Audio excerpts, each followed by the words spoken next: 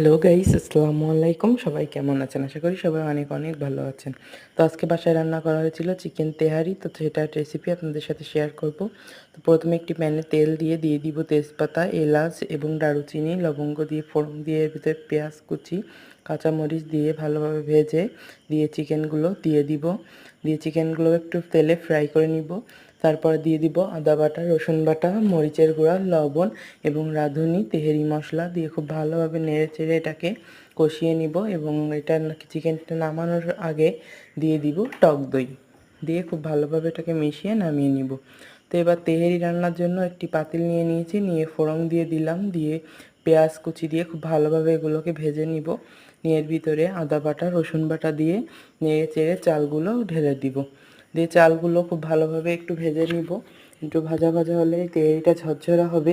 তো এর ভিতরে ফুটন্ত গরম পানি দিয়ে দিব পরিমাণ মতো, দিয়ে দিব লিকুইড মিল্ক, দিয়ে 90% সিদ্ধ হয়ে গেলে এর ভিতরে মাংসগুলো আমরা দিয়ে দিব, দিয়ে ঢাকা দিয়ে দমে দিয়ে দিব।